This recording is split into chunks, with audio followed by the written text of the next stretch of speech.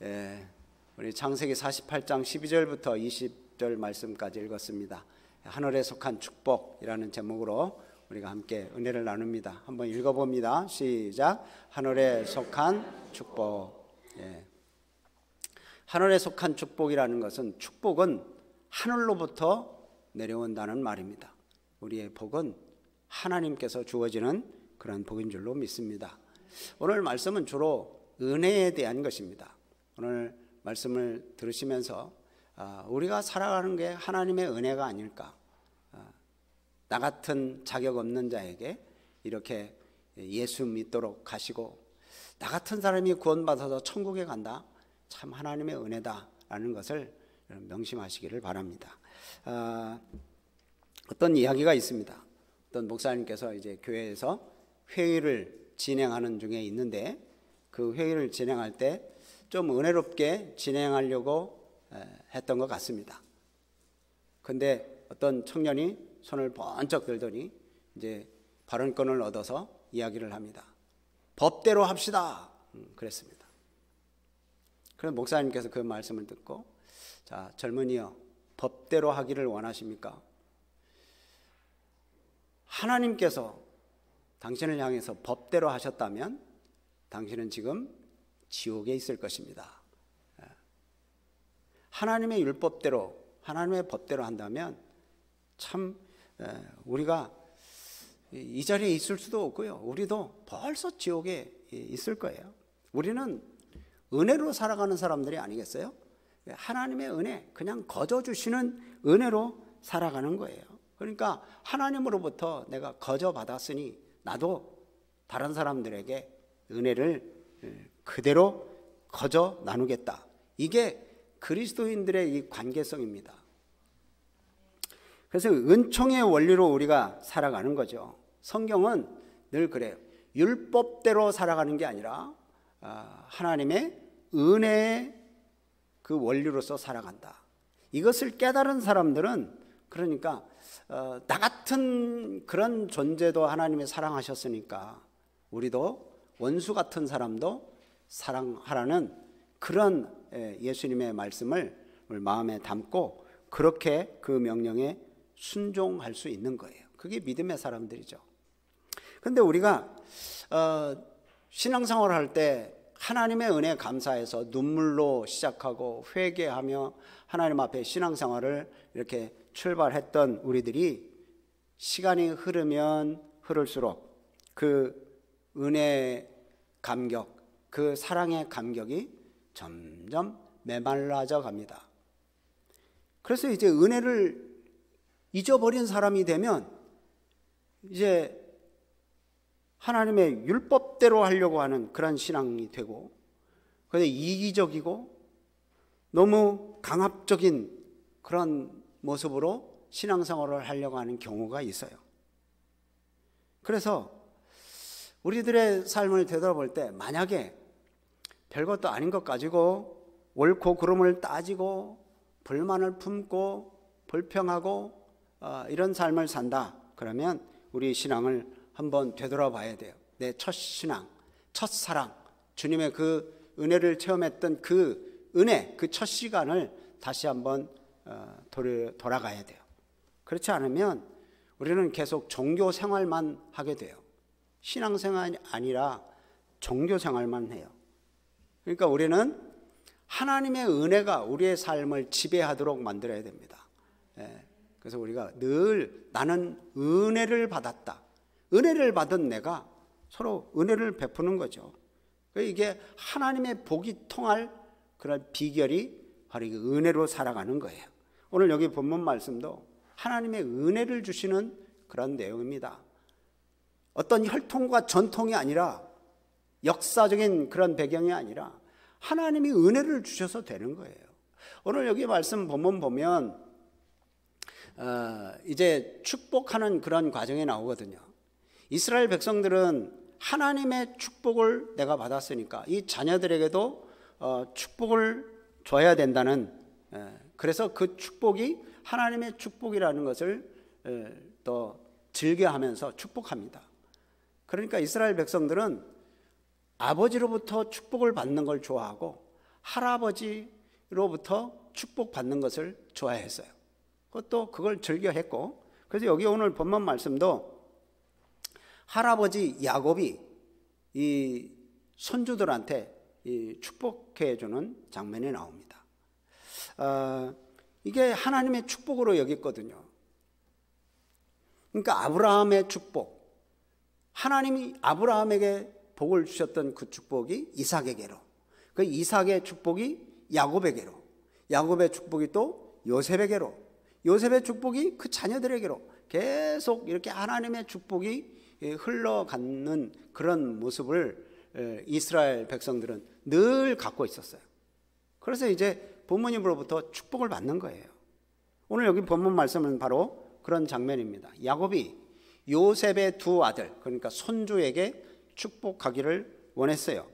그래서 이제 요셉이 자기 아들 둘을 데리고 야곱, 그러니까 할아버지한테, 이 아들들의 할아버지죠, 할아버지한테 데리고 갔어요. 요셉은 이제 분명히 이제 할아버지가 축복해 줄 때 장자에게 오른손, 할아버지의 오른손, 둘째 차남에게는 왼손이 갈 수 있도록 자기가 그렇게 이끌어 갔어요. 그러니까 나의 왼쪽에 장자, 나의 오른쪽에 둘째, 그래가지고 이렇게 이끌어 가면 할아버지의 오른쪽이 장자가 되고 할아버지의 왼쪽이 차남이 되잖아요. 그래서 이제 그렇게 갔어요. 므낫세가 큰 아들입니다. 그리고 에브라임이 둘째 아들입니다.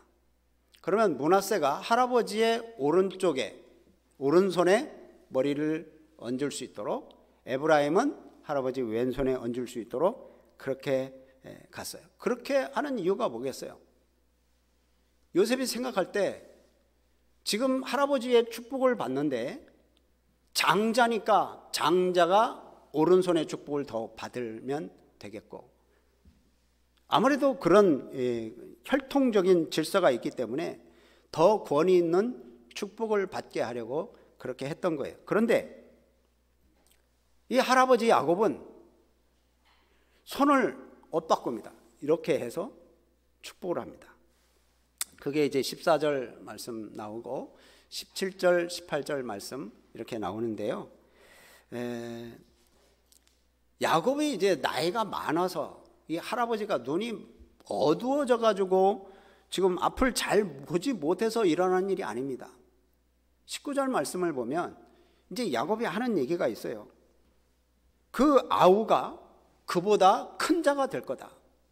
그리고 그 아우가, 그 자손이 여러 민족을 이루어 갈 거다 라고 이렇게 말을 해요. 그러니까 다시 말하면 에브라임, 동생 에브라임이 므낫세 큰아들보다 훨씬 앞세우고 이렇게 어근쪄서 엇박자로 이렇게 해가지고 축복을 하는 것은 그건 하나님께로부터 오는 예언적인 축복이라는 것을 암시하는 거예요. 어떻게 보면 이스라엘 백성들은 또 이제 이 이름에 하나님의 뜻이 담겨 있기도 해요. 그래서 이름에 하나님의 역사를 집어넣기도 하고, 그래서 그 이름대로 복받기를 바라는 거예요. 우리나라도 그렇죠. 그래서 이름을 좋게 짓잖아요. 요셉의 장남 이 므낫세라고 하는 이 이름, 41장 51절 말씀 보면 하나님이 내게 내 모든 고난과 내 아버지의 온 집 일을 잊어버리게 하셨다. 그래서 므낫세라고 집니다. 그 뜻이 있어요. 그러니까 지금까지 이 요셉이라고 하는 사람은 형들로부터 미움받고 팔려가서 노예 생활을 그렇게 하고 고생도 하고 감옥 생활도 하고 그런 모든 일, 그래서 첫 아들을 낳아서 므낫세라고 이름을 지은 것은 내 지금까지 모든 고난, 또 우리 집의 모든 일들 다 잊어버리게 하셨다. 과거를 다 잊어버리게 하셨다. 그런 뜻으로 므낫세라고 이름을 지은 거예요. 그 다음에 이제 에브라임이라고 하는 둘째 아들을 낳았을 때 둘째 아들 이름이 창세기 41장 52절 말씀에 나오는데 하나님이 나를 내가 수고한 땅에서 번성하게 하셨다. 내가 이 땅에서 하나님이 번성하게 하셨고 더 퍼져나가게 하셨다라는 이름의 뜻이 바로 에브라임, 둘째 아들의 이름입니다. 그러고 보면 첫째 아들 므낫세는 과거의 모든 것을 다 잊어버리게 하셨던 거고, 둘째 아들 에브라임이라는 이름의 뜻을 보면 하나님이 새 나라, 새로운 일들을 하나님이 이루어 주셨다라는 것을 노래하는 거예요. 그러고 보면 장남보다 차남 에브라임을 우선시했던 것은 하나님의 은혜가 지배하는 세상이 열릴 것이라는 것을 암암리에 암시하는 겁니다.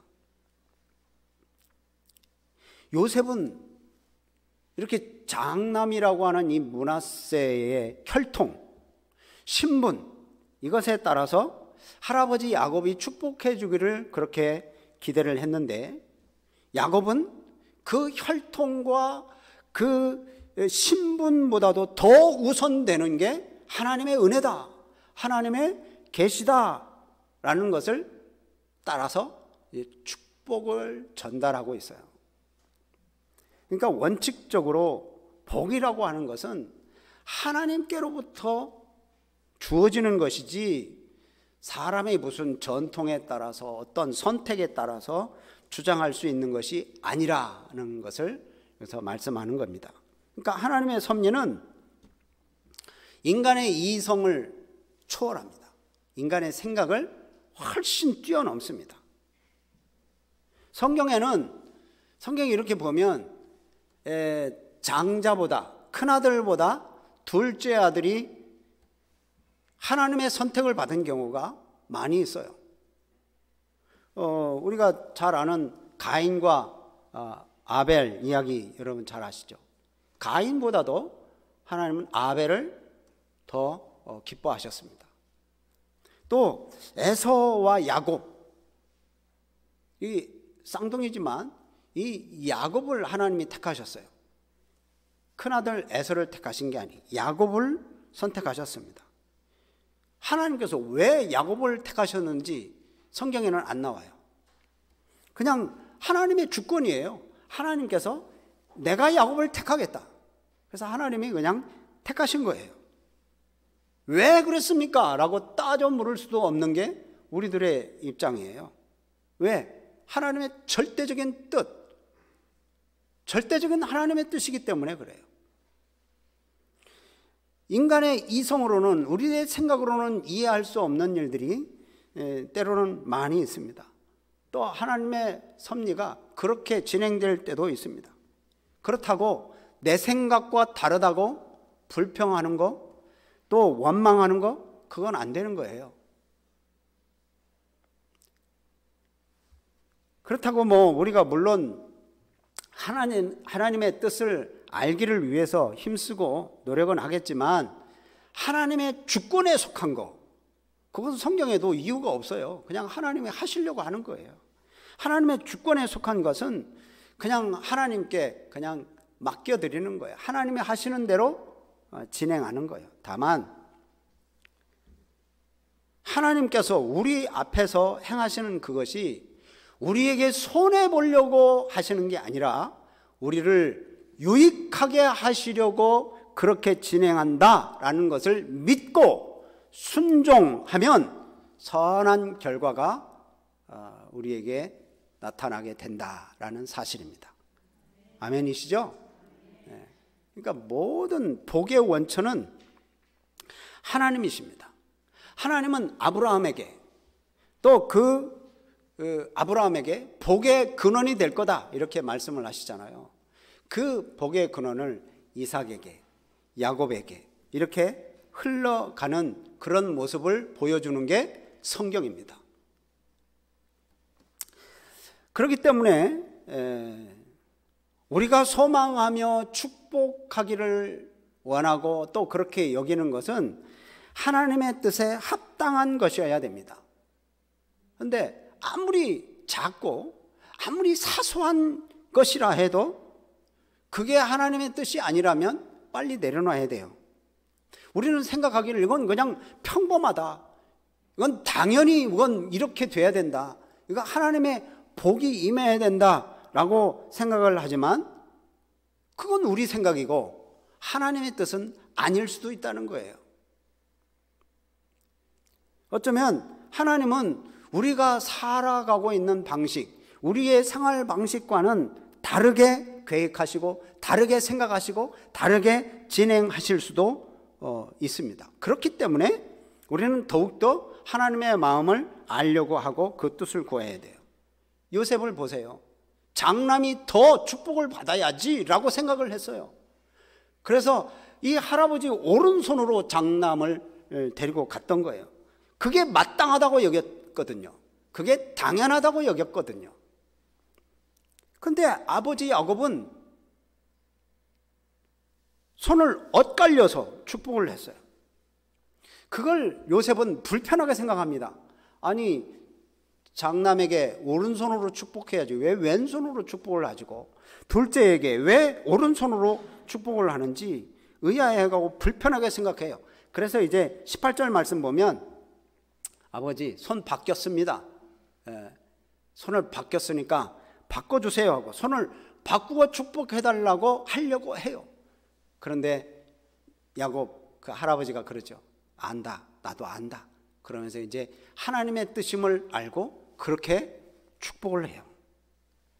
여러분, 우리는 범사에 하나님의 마음과 하나님의 뜻을 알아야 합니다. 그래야 하나님이 원하시는 뜻의 일을 할 수 있고 그 일을 소망하면서 또 축복의 사람이 될 수 있는 거예요. 그래서 이제 이 할아버지 야곱이 이 두 손주에게 축복을 합니다. 어떻게 축복을 해요? 첫 번째 축복은 하나님, 아브라함의 하나님, 이삭의 하나님, 그래서 저를 태어나면서부터 지금까지 인도하신 그 하나님이 이 두 손자가 세상에서 번성하기를 축복합니다. 그렇게 이제 첫 번째 축복을 합니다. 이 두 손자가 번성하기를. 사실 이제 그래서 가나안 땅에 차지하는 거 보면 이 에브라임 지파, 므낫세 지파가 다른 지파들보다도 뭐 정말 많이 땅을 차지합니다. 나중에 이제 한번 보시고요. 그다음에 두 번째 축복이 이제 나오는데 두 번째 축복은 이제 19절 말씀이 좀 중점이죠. 19절 보면 두 번째 축복은 이렇습니다. 한번 보시죠. 자, 19절 같이 한번 읽어봅니다. 시작. 그의 아버지가 허락하지 아니하며 이르되 나도 안다 내 아들아, 나도 안다. 그도 한 족속이 되며 그도 크게 되려니와 그의 아우가 그보다 큰 자가 되고 그의 자손이 여러 민족을 이루리라 하고. 요셉이 아이고 팔이 바뀌었습니다. 다시 이렇게 해주세요. 그런데 나 안다. 그런데 이제 하나님의 뜻이다 하는 그런 모양새로 이제 갑니다. 그래서 이제 이 큰 아들 므낫세도 큰 민족을 이루겠지만 에브라임은 그 아들보다 더 큰 민족, 더 여러 민족을 이루리라 라고 이게 축복을 해요. 아우가 형보다 큰 자가 된다라는 이런 말씀을 합니다. 참 그러고 보면 우리가 일반적으로 생각할 때 큰형의 혈통의 기득권이 있잖아요. 제일 맞으니까.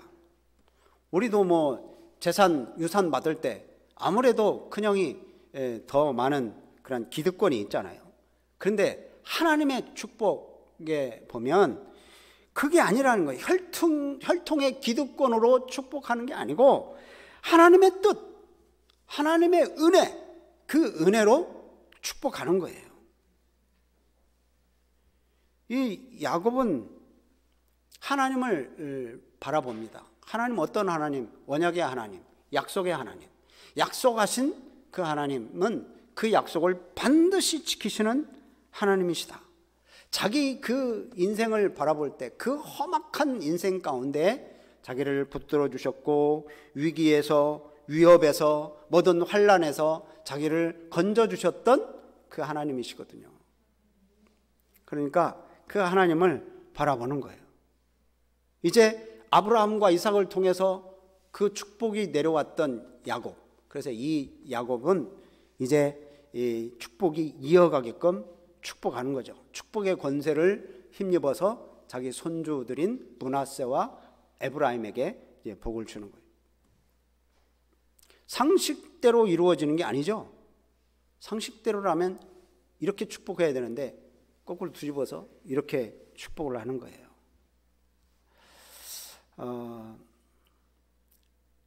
사실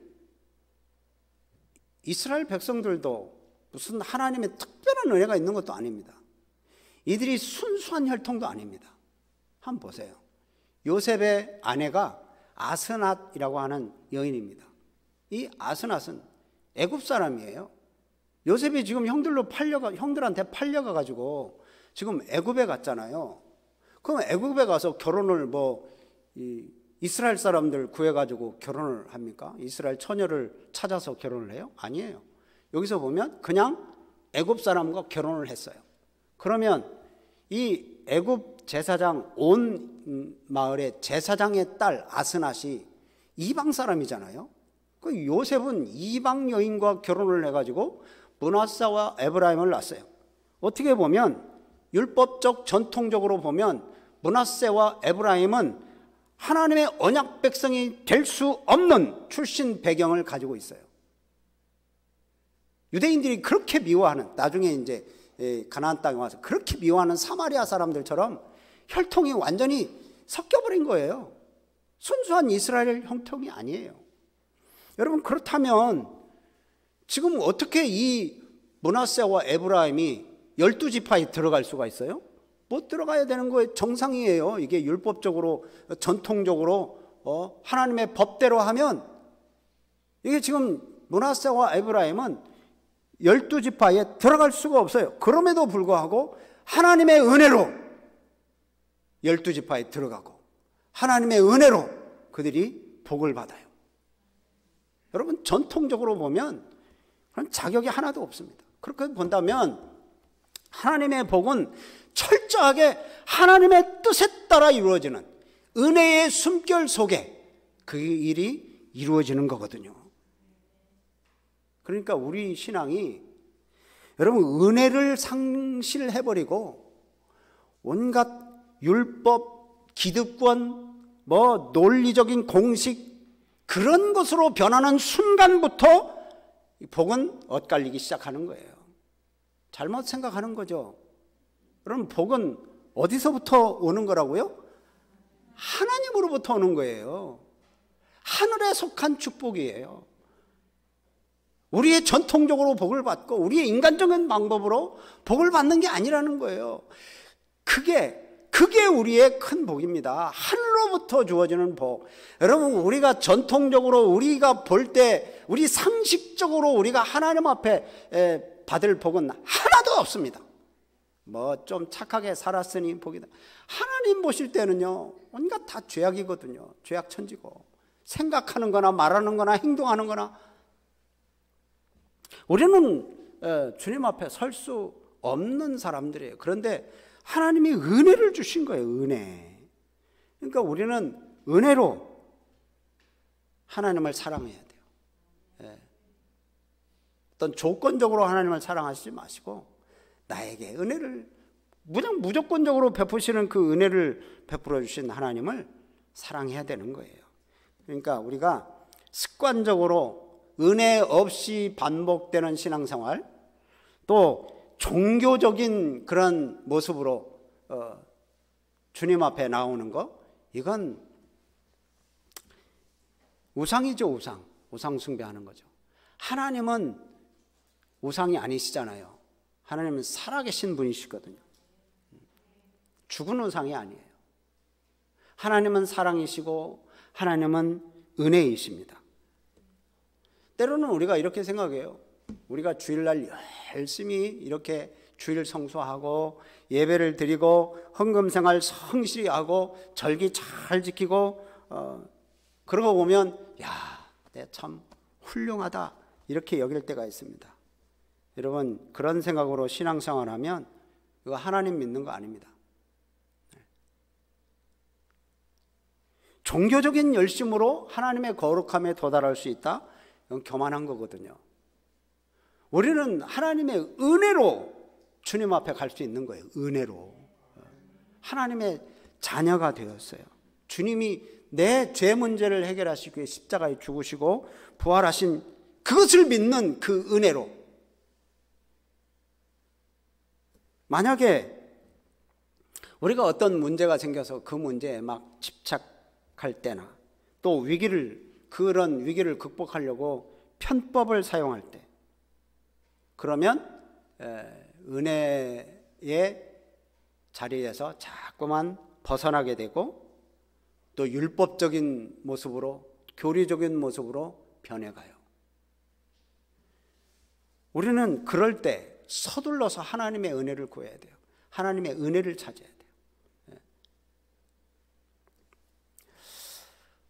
그래서 이제 우리가 살아가는 그런 모든 부분에는 하나님의 은혜가 아니면 살 수 없는 거예요. 그러니까 우리가 무조건적인 은혜를 받았으니 우리가 은혜로 살아가는 건 당연한 겁니다.